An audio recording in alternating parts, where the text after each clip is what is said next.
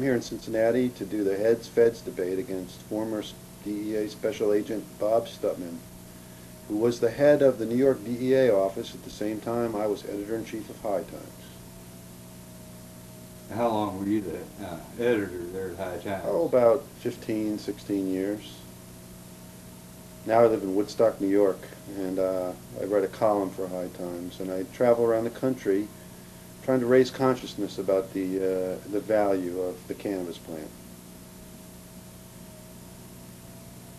by students. I think people in college should concentrate on their education and not be involved with binge drinking or breakfast bonehits. But at the same time, I think the war on drugs is a terrible, terrible waste of money and resources. And I think there's a lot of benefits and enhancement that marijuana offers adults who want to use it responsibly. How long you been in the movement to legalize marijuana? It's funny, you know, I went to Woodstock when I was about 17 years old, and you know, I thought marijuana was going to be legal in a few years in 1969, and I was never really a big marijuana smoker or user until I came to High Times, and I just sort of was offered a job at High Times, and I took it even though I wasn't really, you know, I wouldn't turn down marijuana if somebody offered it to me at a party, but I never went out of my way to get it. I never, you know, I never was a daily user or anything like that, and I never, you know, for me it was like a waste of money usually, you know what I mean? I didn't want to spend the money, you know, so. Pretty cheap back in them days, wasn't it? No. By the, you know, in the 80s in New York City, it was getting pretty expensive. I mean, in 1969, it was you could buy an ounce for $20, you know, Mexican, but those days are over, you know. But I was really surprised. I didn't know anything about marijuana. I knew I liked it, so I figured it must be bad for you, like alcohol. And it was only after I was at the magazine for a few years and I was studying the plant that I began to realize that the real, you know, the so-called health risks were way, way, way exaggerated, and that the benefits were just being ignored, especially the medical benefits. So I encourage students to get involved in the legalization movement. So why do you think it is illegal? What's the reasoning behind it? Well, the legal drug industry doesn't want it, because they can't control the means of production. Anybody can grow it anywhere, and, you know. So you can't establish a cartel and fix prices and gouge people and have a monopoly like they do with sugar and oil and gasoline and, you know, and everything else, diamonds, and, you know what I mean. They can't control it. So they don't want it around. You know what I mean? So. You know, they'd like to see it exterminated off the face of the earth if they could, which is really sad because it's probably the most beneficial plant on the planet. Not just for medical, what about like industrial, hemp? Exactly. Well, that's what we need right now. We need biofuels because, you know, the price point's going to happen real soon. It's going to be cheaper to produce biodiesel than it is to buy diesel. We're almost there now. You know, when gasoline hits $7, $8, $9 a gallon, biofuel is going to have to be looked at seriously. 5 years when we started out, we were very antagonistic towards each other and didn't know. The first time we met, we were on stage and had a big argument. I thought he was going to slug me. And after about 4 or 5 of the debates, we actually began to respect each other, and we're actually good friends now. A lot of people are very amazed by this, but I actually think Bob's one of the more enlightened DEA people in the world, and he's turned down the drug czar job. I wish he had taken it, although my endorsement won't do anything for him. But you know, he's in favor of medical marijuana. He understands it's important as medicine, and he's not anti-hemp. And you know, he has his reasons why he thinks it's better off to keep it illegal, and I don't agree with him. But at the same time, we respect each other, and we don't attack each other personally, even though we argue the issues very passionately. How long y'all been debating this? For 5 years. Yeah, we do about 10 a semester. You travel the country. Yeah, a lot of motels and a lot of bad chain food. You're with the DEA? No, I'm not. I was. You got your retired. Right. You had a chance to be the drug czar? They offered you that job? I can't comment on that publicly. Oh, My okay. conversations with other politicians are not for public. Oh, okay. So, why do you think marijuana should be illegal? All marijuana or medical marijuana? What are we talking about? All marijuana, you know? Yeah, because I think it is a drug that is generally used for recreational intoxicating purposes, the same way we have alcohol. We have a terrible problem with alcohol in the United States.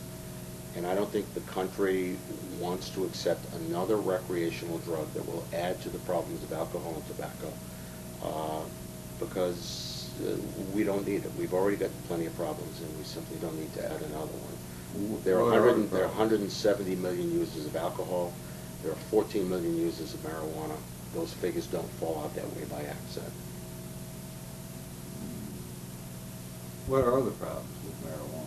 I mean, no one dies from marijuana. Well, use. that's many die from alcohol. Yeah, tobacco.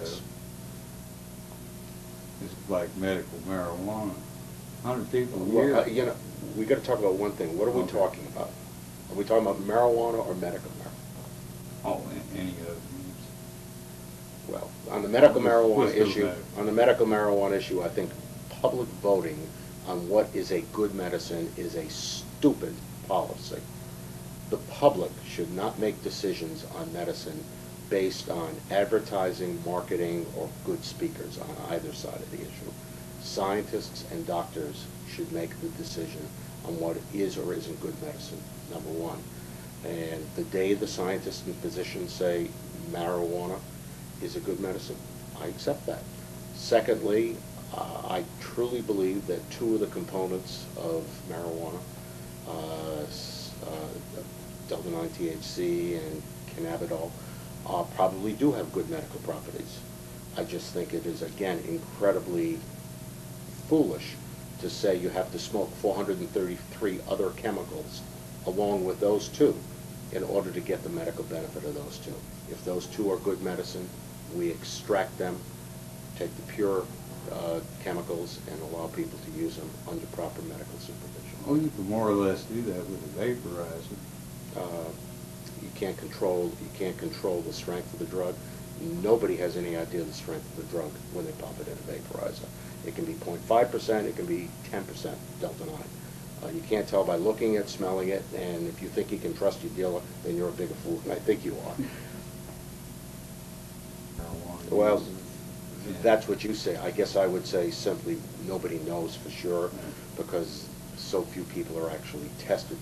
People have certainly died in accidents for marijuana. There are 4 cases going on in state Supreme Courts right now tying intoxication of marijuana to automobile accidents. People do not overdose from marijuana, if that's what you mean, and I completely agree with that. But people don't overdose from tobacco either. It takes 20 years of regular tobacco use to develop any of the negative consequences from tobacco. And there are a number of studies done in Europe, not the United States, that show that marijuana is probably tied to throat, mouth, and lung cancer. It seems 100 people a year die from aspirin use. No one dies from marijuana use. Why? Well, you keep repeating what you want to repeat. You know, I never argue with a guy who's got the camera because I know you edit and you end up. So why am I going to argue with you? You keep repeating what you want to repeat. I understand what you're saying. I guess I will tell you that there are a whole bunch of very respected physicians and medical groups, many of whom are based in Europe where marijuana is legal, the Mayo Clinic, the British Journal of Pharmacology, that all tie smoking marijuana to lung, throat, and mouth cancer.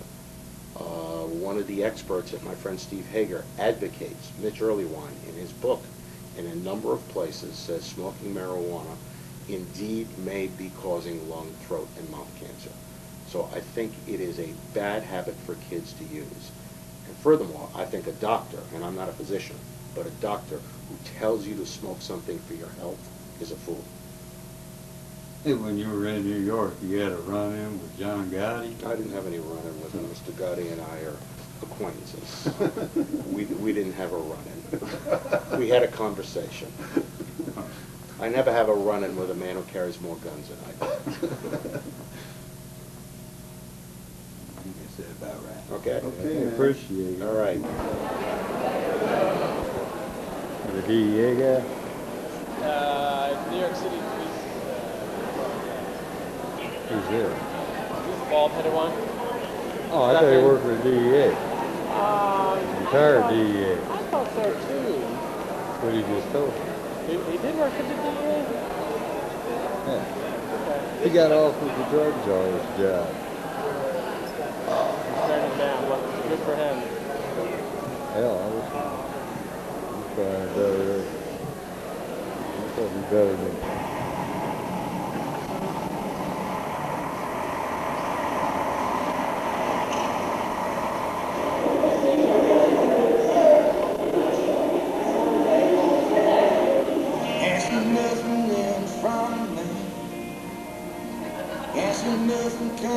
Born and raised in Providence, Rhode Island.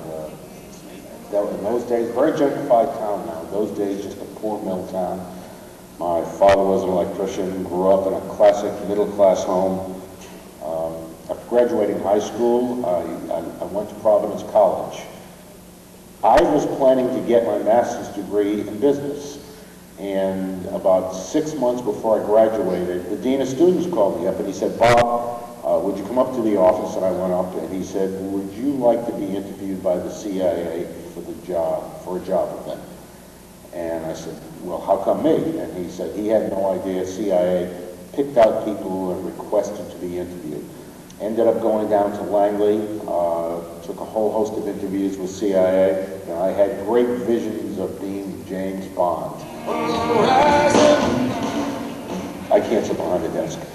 So because I was in Washington, I decided I'd go out and interview with the FBI, Secret Service, and DEA predecessor at that time. And I'll never forget saying, I think I'd really like to go with DEA because those guys seem crazy. I was a street agent and a supervisor with DEA for about 17 years. And then one day I was at my sister's house on 4th of July, and the director of DEA called me up and said, "Bob, you're doing a hell of a job. We're going to move you. You got a choice of agent in charge of either Miami or New York." When I was transferred to New York as agent in charge, it began probably the most exciting piece of my life. This city, if you're in drug enforcement, is clearly the most exciting city in the world. And while it was the most difficult work I ever did, it's the most fun I ever had. Well, I was in New York about 3 weeks, and my life changed. An agent, one of my senior supervisors, walked in and he said, "Boss, we've been finding vials of this shit all over Harlem, and they call it crack, and we don't know anything about it." In September, almost no one in New York ever heard of crack. Did you bring some? Yes, I did. Can I trust you?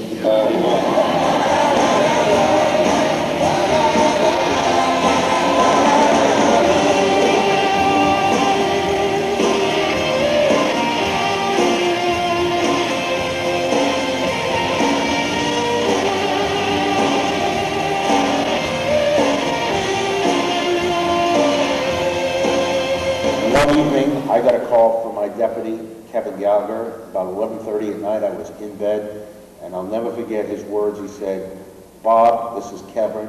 Everett Hatcher has been shot dead." He was shot working undercover, assassinated from behind. Well, what happened, we found out later, was Gus Faraci became suspicious of Everett Hatcher. He simply walked up behind him, put 4 bullets in his head. That night, I did a press conference. Everybody who thinks doing a line of coke is a joke and doesn't hurt anybody, or to take a look at the body of this family man who has 4 kids and died trying to deal with those lines of coke that so many New York yuppies think is nothing. And apparently the president saw it, President Bush, and he was moved by it, and he called me and said he would like to come up to New York and visit with the widow of Everett Hatcher and the DEA agent. Ladies and gentlemen, our Commander-in-Chief, the President, George Bush.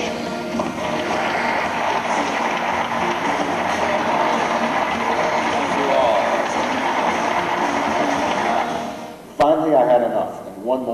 called my deputy at 6 o'clock in the morning and said, Kevin, I'm going to go see John Gotti. And nobody else could know about it because it violated every rule in the book. He said, you sure you want to do this? I said, yeah, but if I don't come back, at least you know where I am. I went up to Howard Beach and I knocked on John Gotti's door. He came down, and it was amazing to me, 6:30 in the morning, his hair was combed, and he was wearing a bathrobe that probably cost more money than my suit. And he said, what can I do for you? I said, John, you know our guy was killed, and you know Gus did it. He said, yes, and I'm sorry for that. I said, John, I need him handed over to me, or your business is stopped. Do you understand, John? He said, yes, I understand. Thank you very much. And we each turned around and walked away. 17 days later, I got a call from one of our agents, and he said, Bob, I think we've got Gus Ferracci. Gus Ferracci was laying on the street corner in Brooklyn with 17 bullet holes in him. That was the end of Gus. Some of the New York papers said I was a hero. Some said, who was I to play judge and jury? But I was never going to allow a DEA agent to be assassinated and the person who did it get away with it.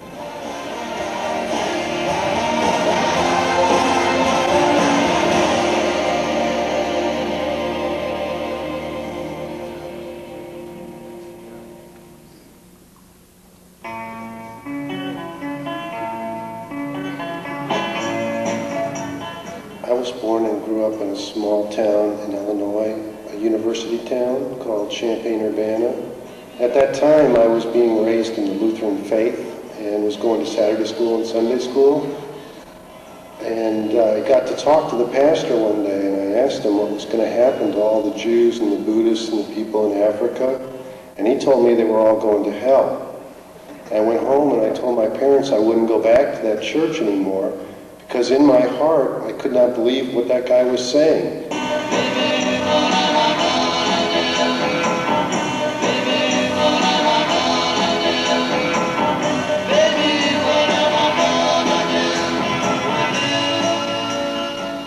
And I entered Urbana High School in 1966 at the age of 15. After I kind of lost faith in Christianity, I was looking for something, and I was reading all these books by Jack Kerouac and Ken Kesey, and I think the most important book was probably Tom Wolfe's account of Ken Kesey and the Merry Pranksters. I ended up going to San Francisco, and LSD was unheard of in Champaign-Urbana. So me and my friends, we became the first people in our high school to actually take LSD and smoke marijuana.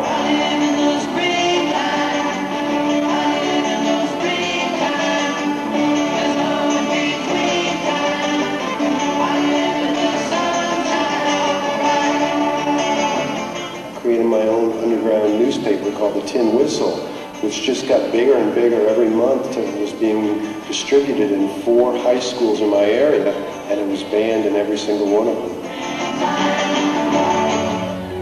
I ended up reading the first book about the Kennedy assassination. It was called Rush to Judgment. And after reading that book, I pretty much concluded that the CIA was involved somehow in the assassination. And I became a Hamlet figure and spent the next 30 years trying to figure out who was really running the country. I was working as a reporter for the New York Daily News when I started covering the art scene. I really didn't know anything about graffiti. I wasn't a native New Yorker. I didn't know the history of it or anything. I'd been through this whole underground, hippie, beatnik, psychedelic movement with garage rock, and we were doing our own publications and our own bands and making up our own culture. Well, at the same time, inner city blacks in the South Bronx were doing a very similar thing. After I got hired by High Times, the first big story I did was to go to Amsterdam to interview the founder of the seed bank, a man named Neville, who had created a multi-million-dollar operation by shipping high-quality cannabis seeds around the world.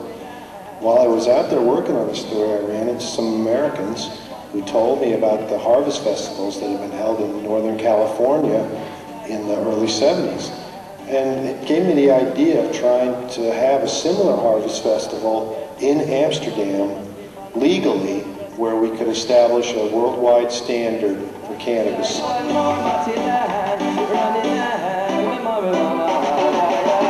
I didn't know very much about marijuana when I came to High Times. It was only after I read Jack Herrera's book, The Emperor Wears No Clothes, that I got a sense of the tremendous political and spiritual implications that the plant carried with it.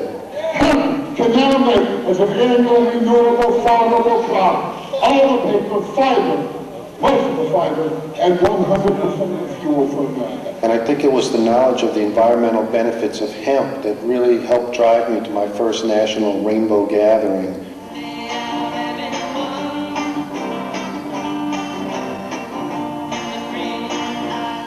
You can investigate who's behind 911 and the global system of banking and military that manufactures war for profit.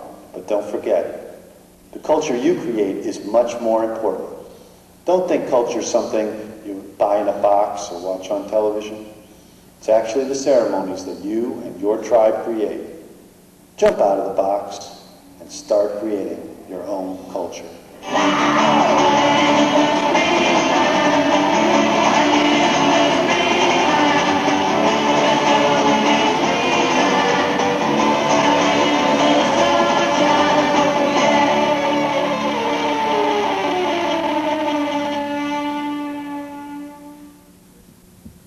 In 1985, Robert M. Stutman was put in charge of the DEA's largest office in New York City.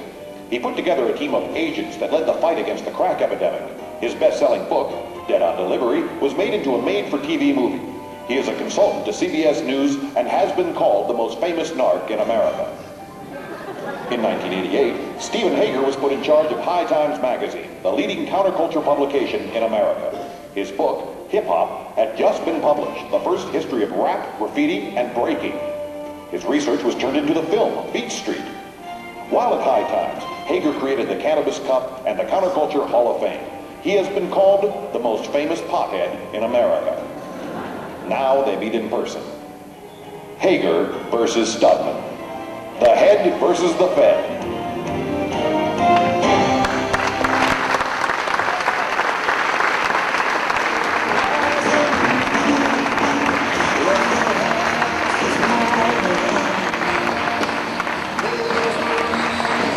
Welcome, Bob.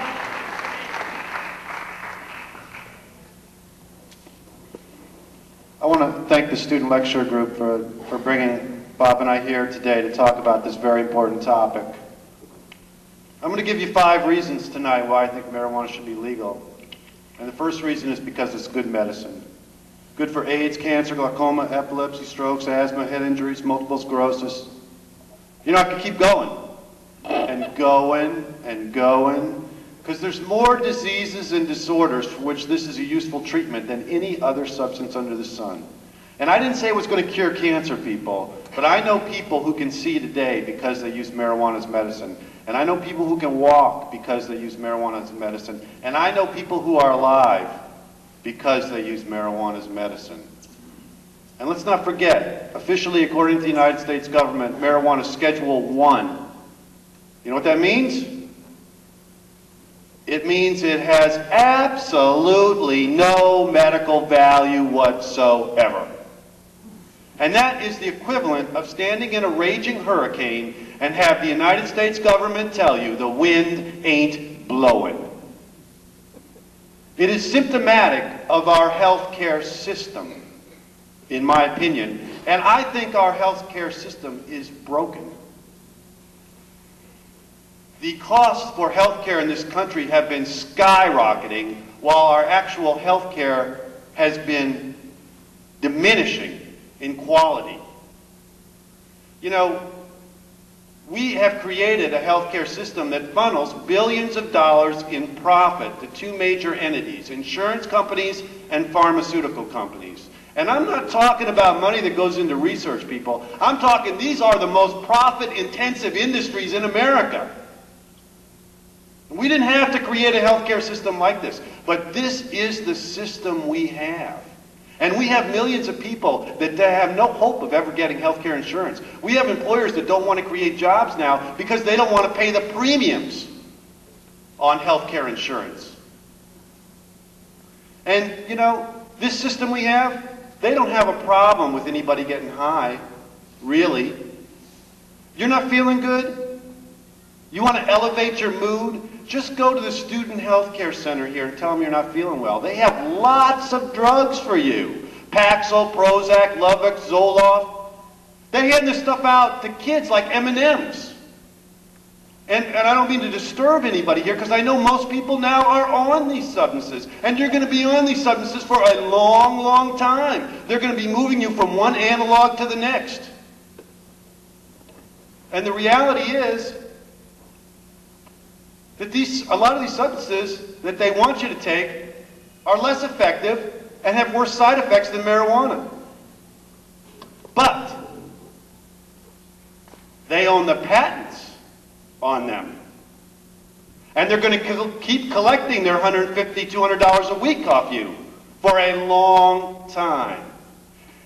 And the problem that this system has with marijuana is when I hand you a seeded marijuana flower, I'm handing you and your future generations free medicine for the rest of your lives. Just take a seed out of that flower, put it in a flower pot, put it in a windowsill, put it in a balcony, put it in a front yard, put it in a backyard, put it anywhere, from Maine to Texas, from Florida to Alaska, from the Arctic Circle to the equator, outgrows everything under the sun, and you have free medicine. You think maybe that has something to do with why they don't recognize the importance of this medicine? Second reason I like to see marijuana legal is because hemp is good for the environment. Now, when this country was founded, it was not called marijuana. Marijuana was a term that they brought into being during reefer madness in the 30s because against marijuana were steeped in racism. But they didn't tell you that George Washington and Thomas Jefferson were hemp farmers, that George Washington advised the American farmer was make the most of hemp seed, grow it everywhere. They didn't tell you that every ship that sailed the sea was rigged in tons of marijuana sails and rope. And when Master and Commander wrote in his logbook late at night, that was a marijuana seed oil lamp that illuminated his log. They didn't tell you that every prairie schooner that crossed the West was covered in marijuana. They didn't tell you that the soldiers at Valley Forge all wore clothes made out of marijuana. They didn't even tell you that you could pay your taxes in raw hemp stock when this country was founded because they wanted every farmer in America to grow this plant. It was important to national security. Now, when they made this plant illegal, there were over 20,000 different things being made out of it. And I look around today, and all 20,000 of those things are made from petrochemicals, major cause of world pollution. Now, in 1917, they knew. Let me just give you one example of one of those 20,000 things. They knew in 1917 they could produce 4 times as much paper on an acre of hemp as they could with an acre of trees over a 20-year period. Yet, we've deforested half of North America to make cheap paper out of trees. It's a bad product. Paper mills are #1 cause of river pollution in America. All of our tree pulp paper is contaminated with dioxin, the most carcinogenous substance known to man. The paper is bad paper. It doesn't last very long, 1 generation. The Gutenberg Bibles were all printed on hemp paper. That's why they're still around. So, did we have to deforest half of North America to pump dioxin into our water to give our grandkids cancer? Now you extrapolate that to 20,000 different things, everything from paints, varnishes, clothing, fuels, dynamite, plastics. And maybe you're seeing the impact of what I'm talking about, of moving from a petrochemical-based society to a natural, renewable, non-toxic-based society. And people, we have to make this change. And the sooner we recognize this and start cleaning up the mess that's been created by these petrochemicals. The third reason I like to see marijuana legalized is because we've created the biggest prison system in the world in my lifetime in America. When I was in high school, we had a couple 100,000 people in all the jails and prisons in America. Do you know how many people we have in prison in America today? Over 2 million. You know? And going to prison is a lot worse for you than smoking a joint. You take somebody who's growing marijuana, maybe they have multiple sclerosis and they have to survive, or maybe they just want to get high. Government makes no distinction. You're going to go to jail for mandatory minimum sentences that do not exist for violent criminals. Rapists or armed robbers don't have mandatory minimum sentences. You're going to lose your house and your car and your bank account to forfeiture. They don't have forfeiture for violent criminals, but they have it for people that grow marijuana. You're going to lose your profession. You're going to be locked in a cage with violent psychopaths, and then after 15 years, they're going to let you out. And you think these people are rehabilitated? No, they're not rehabilitated. They're destroyed. They have no home. Their kids are in foster care. They have no profession. Their lives are in turmoil, and they've spent years in a cage with psychopaths, and all they know now is how to be a criminal. So locking up 2 million people is not a solution, people, because they're all getting out of jail. And now they're a bigger problem when they get out of jail.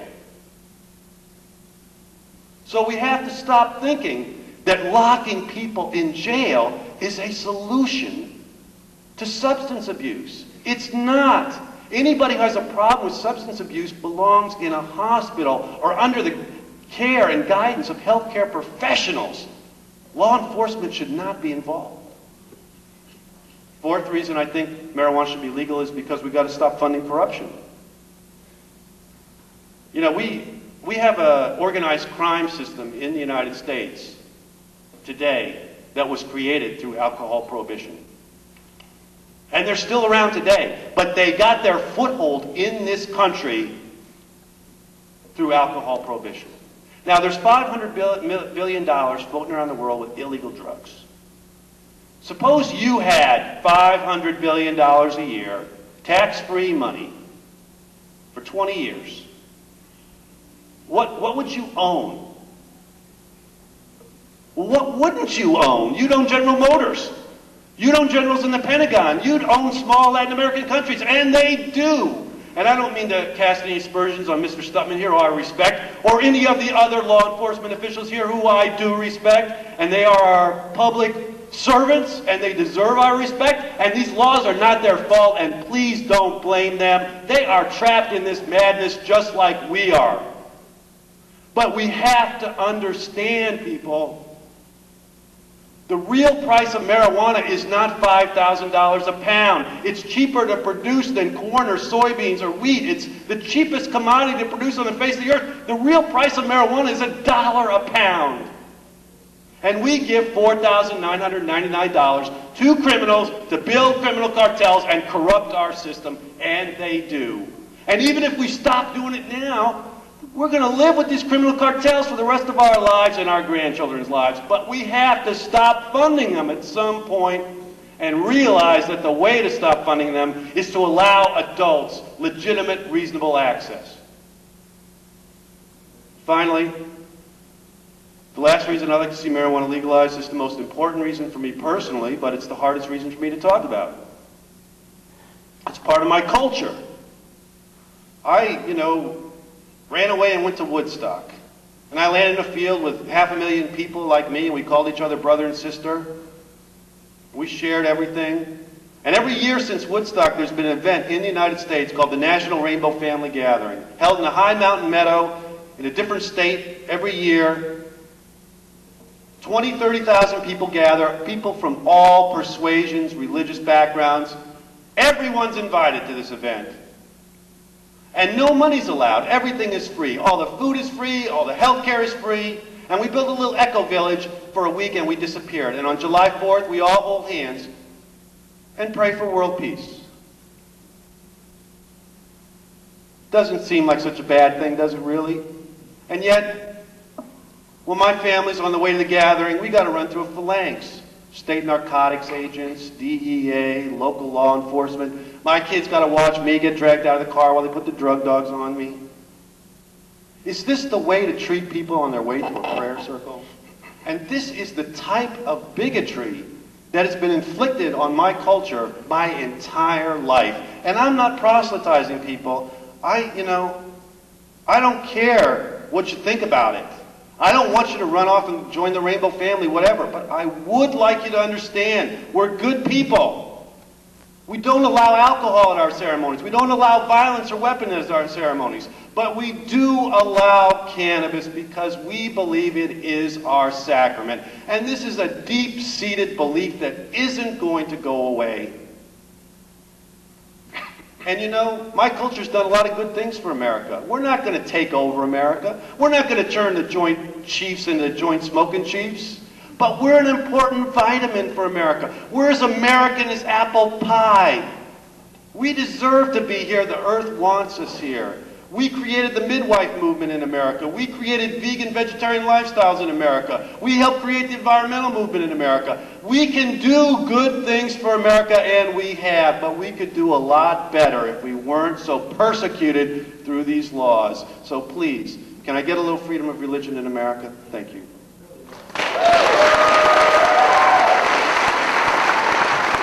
The university and the Friday night group and for having us here, so many of you guys coming out. I don't care what side of the issue you're on. Steve and I both appreciate a fair, polite hearing, and so we can all think about the issue. Let me tell you what I think is the most important thing I'm going to say tonight, and it has nothing to do with drugs and marijuana. As you probably saw from the short DVD introduction, Steve and I come from very different places. We have different backgrounds. We believe in some different things. We look very different. In about 10 seconds, you will see me attack Steve very strongly on the issues. And you will see him attack me on the issues. But you will never see us attack each other personally. You will never see us disrespect each other, because despite the fact he and I are so different, Steve and I are good personal friends. And I think that standard of being able to honestly disagree about an issue and not becoming personal and not becoming the enemy because you happen to disagree with somebody else is an incredibly important standard for all of us to hold up in this crazy world today. And hopefully we can set that standard for you tonight. Having said those nice things about Steve, let me start off by pointing out that Steve is so smart. That's why he's one of my very good friends. He's an incredibly good speaker and a debater. Steve just did something very, very slick. First of all, he ignored Patrick Henry's original rule of debating. Patrick Henry, who founded American debating, said about 200 years ago, in America, everybody's entitled to their own opinion, which is absolutely true. But not everybody is entitled to their own facts. And what my friend Steve has just done, very artfully for 15 minutes, was present his opinion about issues as fact. And because some of you liked what he had to say, you take it in as fact and don't challenge it. My challenge to you tonight is hold me to a standard where you're going to expect me to tell you the truth and be factual. I expect that. But do the same thing to Steve. Just because you like what he says, don't give him a free ride. Let me give you a couple of examples of a couple of the things Steve said tonight that were stretching the truth a little. Steve said marijuana will never be approved by the FDA, will never become an approved drug. Why? Because it's not synthetic. If it's not synthetic, if they can't make it and own the patent, they're not going to approve it. You all heard him say that. I guess Steve forgot that the single largest source of revenue for the pharmaceutical companies in the United States over the past 50 years was a drug called penicillin, a natural extract of the mold on the rye plant. I guess Steve forgot that the single largest drug prescribed for any woman that comes down with breast cancer is a drug called tamoxifen, a natural extract. Almost do nothing to it. They extract it from plants grown in Latin America. And I guess Steve did not read USA Today about 4 weeks ago when it was pointed out that about 6 months ago, the FDA approved a new medical device, a synthetic maggots, were approved for use in open wounds and sores by the Food and Drug Administration. So how can Steve stand there and tell us it's only synthetics that they approve? Steve has done something very artful tonight. He has redefined the debate. What do I mean by that? Well, some people accuse the present Bush administration of redefining the debate. Why did you go to war in Iraq? Weapons of mass destruction. Well, there weren't any. Well, it was tied to 9/11. I'm sorry, it wasn't. Well, it'll give us peace in the Middle East. Well, no, it didn't. That's what some people call redefining the debate. Steve Hagar just did the same thing. He just gave you 5 very intellectual sounding reasons why marijuana should be legalized. He never once mentioned the main reason why most people who are in favor of legal marijuana want it made legal.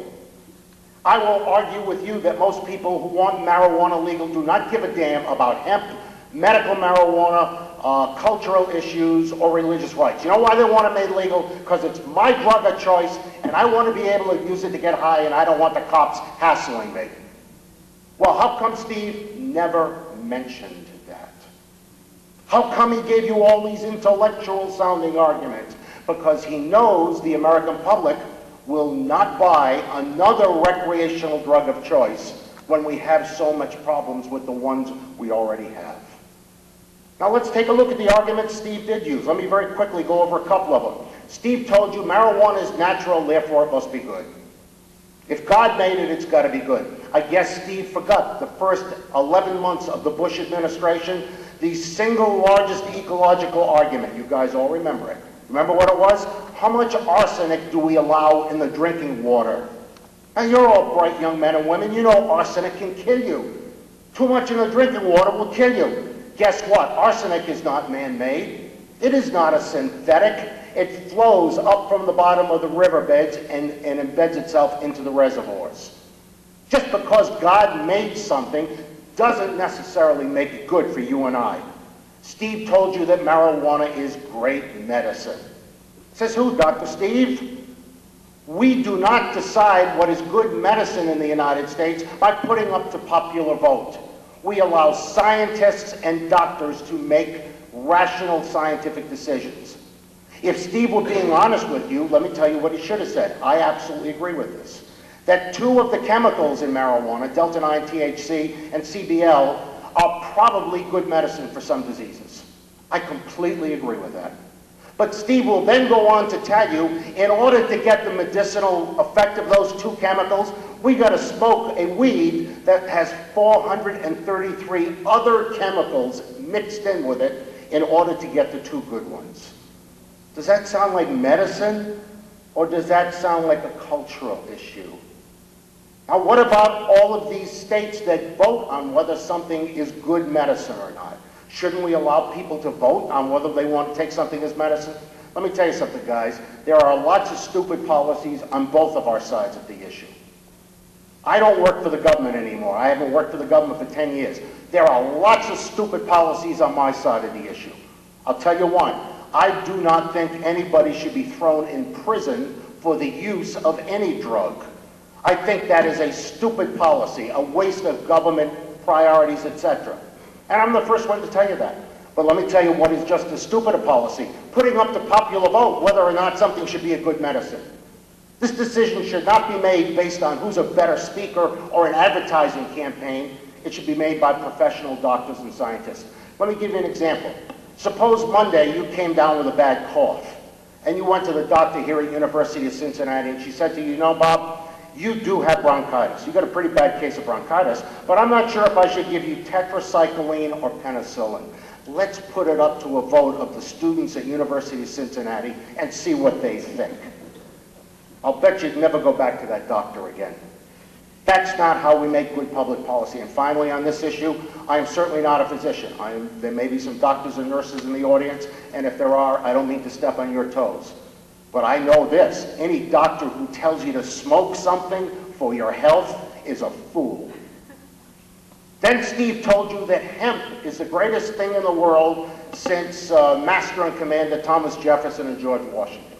I am not an anti-hempist, guys. That's not the issue I'm debating tonight. I truly have nothing against hemp. But I do know one basic thing. My undergraduate degree was in economics. One of the things I learned, anybody in business school knows this, if somebody produces a product that is perceived by the public to be worthwhile, you can sell the hell out of that product. I always ask myself a very simple question. If hemp is as good as my friend Steve says it is, how come in Europe, where hemp has been legal for 50 years, there are no laws in Europe against hemp. You can buy hemp plants, hemp clothes, hemp oil. How come everybody in Europe wears cotton and wool just like we do? How come they don't all walk around in hemp clothes? How come they don't use hemp oil? How come they don't use hemp paper where it's absolutely legal? Obviously, it's either not as good as Steve says it is, or it's so expensive that the public perceives that the worth isn't there. And then finally, Steve used his killer argument. I do it in the name of religion, therefore it's my right. If you do it in the name of religion, you can do it. Well, I guess my friend Steve never heard of the Church of Latter-day Saints, the Mormons, who until the middle of the 19th century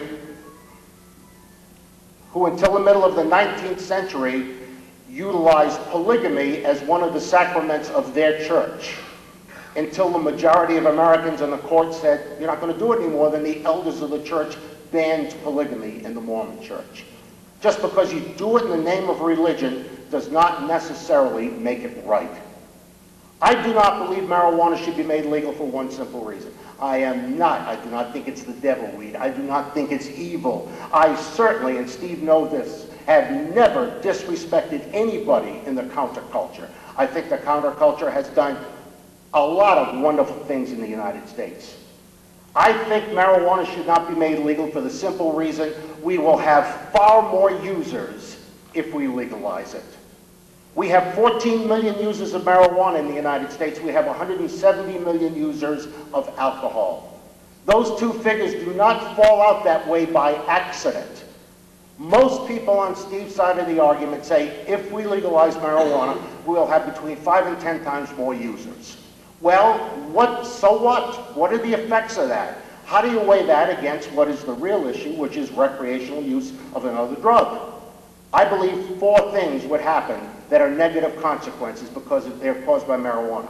First of all, we would clearly have a heck of a lot more accidents, people being killed on the highway, at work, etc., etc. One of the reasons why medical marijuana is perceived good is for a disease called glaucoma. One of the arguments he'll use, it's good for glaucoma. Why is medical marijuana potentially good for glaucoma? Because it lessens the pressure on the optic nerve. Here's the problem, guys. Most of you don't have glaucoma. So if you smoke marijuana, it still lessens the pressure on the optic nerve. It affects your depth perception. Ergo, more accidents. Let me read from a right-wing fundamentalist website. I took this off their website 2 weeks ago. Let me give you a quote. Quote, the responsible marijuana user does not operate a motor vehicle after smoking marijuana because it may contribute to serious accidents.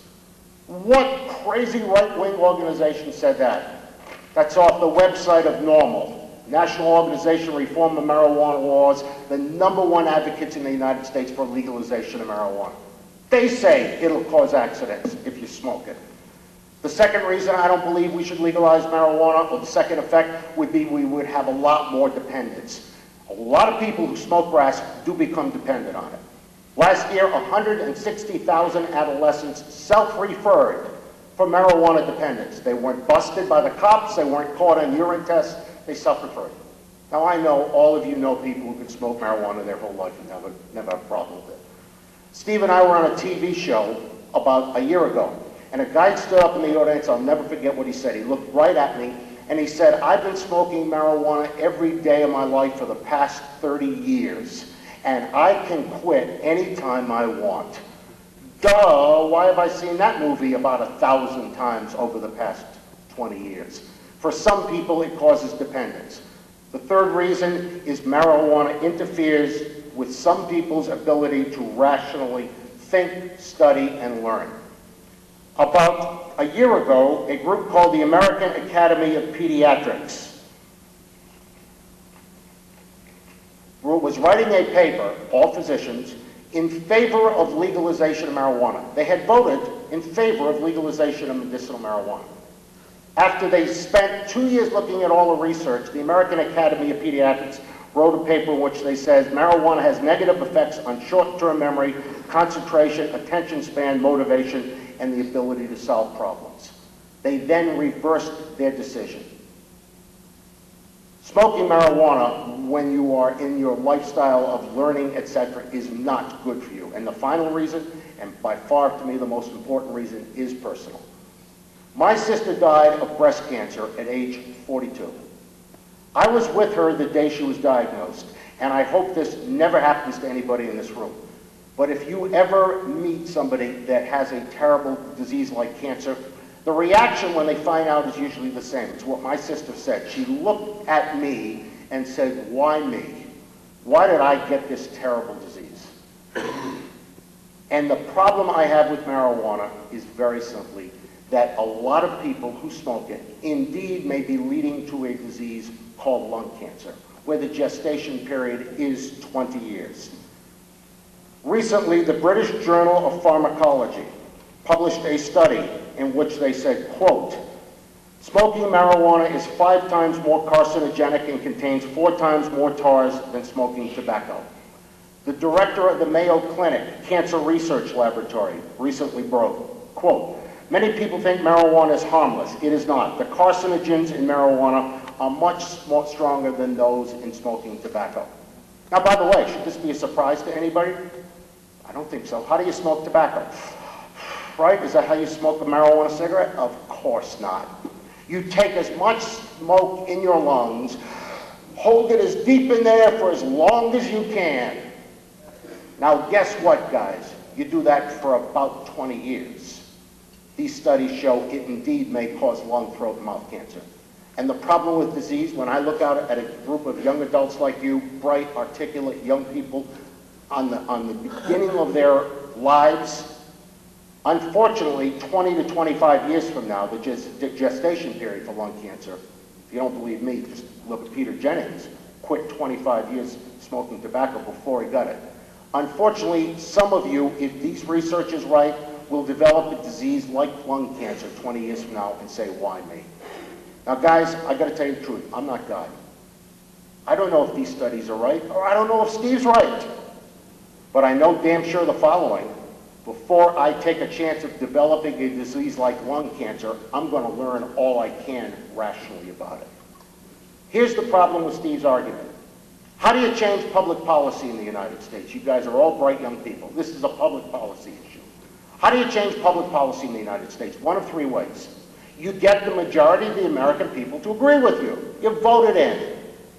It's a great part about this country. We can put in policies we want. The problem with Steve's argument is the American people don't agree with him. The highest number of people to ever agree with him that recreational marijuana use should be approved is 32%. It was on the ballot in 8 states over the past 4 years, recreational marijuana use. You know how many states it passed in? 0.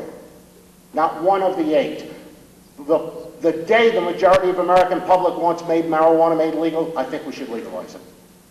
Second way we change public policy is you attack the law in the courts. If you believe it is called tyranny by the majority, you attack the law in the courts. That's how Dr. King and his followers changed the segregation laws in the United States. We didn't change segregation laws in this country because one day everybody in Mississippi, Alabama, etc. woke up and said, we should do away with segregation. What happened? Dr. King attacked the laws in the federal courts as tyranny by the majority, and the courts overturned them. We have the right to do the same thing with marijuana. My challenge to Steve is the day the court says we should reverse those laws, I do believe they should be reversed. And finally, of course, we allow medicine to become medicine, having scientists make the decision. My challenge to my friend Steve is anytime one of those 3 things happen, I will be the first one to say we should legalize it. But don't stand there up and tell me that I know the public disagrees with me, I know the courts disagree with me, and I know that the scientific community disagrees with me, but we're going to change it anyway. The problem with my friend Steve is something many of you will learn when you go to law school. If some of you go to law school, you will take a class called litigation. And one of the first things you learn in litigation is something I'll never forget. If you're a good lawyer, they teach you if the law is on your side, argue the law. If the facts are on your side, argue the facts. If nothing is on your side, just keep arguing. And that's what Steve will do. He will call my science gutter science. He will tell you the American people are stupid because they don't agree with him. And he will tell you the courts are inherently biased. My challenge to Steve is, make those people change their mind, and I will be the first one backing him up. But don't stand there like a petulant 5-year-old and tell me we're going to do it anyway, no matter what anybody thinks. That's not how we change public policy in this country. Thank you. All